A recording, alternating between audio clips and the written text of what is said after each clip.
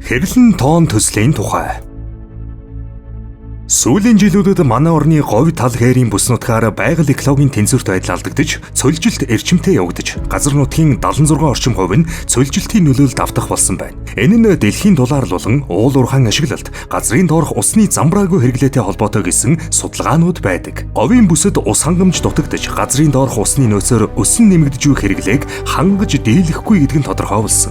Энэ асуудлыг шийдэх зорилгоор говийн бүсийн экосистемийн тэнцвэрийг хангах, гадаргын ус ашиглах, хуримтлуулах төслүүдийг нэгтгэж, хөхмөр үндэсний хэмжээний төсөл болгож, нэг бодлогоор зангидж, төрийн тэргүүн цаашлаад үндэсний аюулгүй байдлын зөвлөл онцгой анхаарал хандуулах болсон. Говийн бүс нутгийн хот суурны хүн амын усан хангамж, хөдөө аж ахуй, уул уурхай, мод зүйлэг усжуулалтын хэрэгцээг хангахаар орхон голоос 1, хэрлэн голоос 1, сэлэн мөрнөөс 2 байршилд урсцын тохируулга хийж, гадаргын усны хуримтлал бий болгож, усыг говийн бүс нутагт шилжүүлэх зорилготой нийт 8 хувилбар трасс боловсруулагдсан. Үүнээс 5 байршил дээр нийтдээ 8.3 тэрбум шоуметр усыг хуримтлуулах боломжтой бөгөөд, урсцын тохируулга хийж 4.5 м3 секунд усыг говийн бүс нутагт шилжүүлж болно гэсэн тооцоол байдаг. Эдгээр төслүүдээс техникийн нөхцөл эрэлт хэрэгцээгээр ирэмбэлвэл эхэлж хэрэгжих боломжтой хэрлэн тоон төслийг танилцуулж байна. 2017 оны 8 дугаар сарын 17-ны өдрийн засгийн газрын 232 дугаар тогтоолын дагуу хэрлэн гол дээр урсцын тохируулга хийх, техник эдийн засгийн үндэслэл боловсруулах чиглэл батлагдаж, төсөл хэрэгжих эрх зүйн орчин бүрдсэн.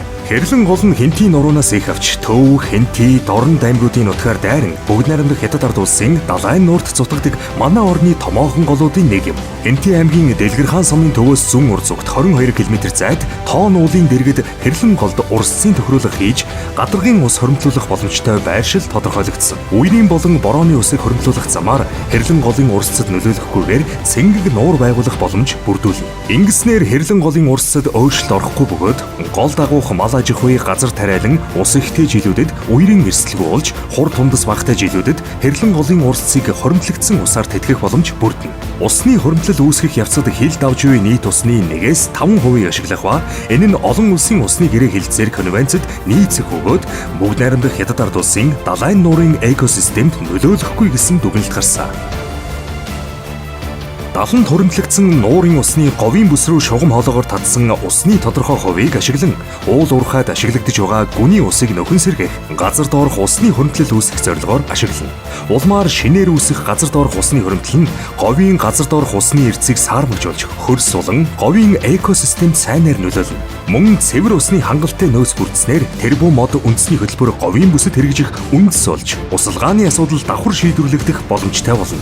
Ингэснээр говийн хөрсний ургамлын бүрхөвч нэмэгдэж, хөрс чиглэг, үржил шимтэй болж, шар шорон шуурга багасах боломж бүрдэнэ. Мөн хавар зуны улирлын хэд хуурай, халуун салхинд агуулгадах чийгчлийг нэмэгдүүлнэ. Монголын говь хээрийн бүсээс үүсэн гардаг шар шорон шуурга буюу угалц, тиирн нь бүгд найрамдах Хятад ард улс, бүгд найрамдах Солонгос улс, Япон зэрэг Өмнөд Азийн орнуудад байгаль эдийн засгийн хувьд асар их хор уршиг үзүүлдэг гэсэн судалгаа байдаг. Бүгд найрамдах Хятад ард улсын хийсэн судалгаагаар нэг жилд хамгийн ихтэй 20 удаагийн их бага хэмжээний шорон шуурга болж байсан.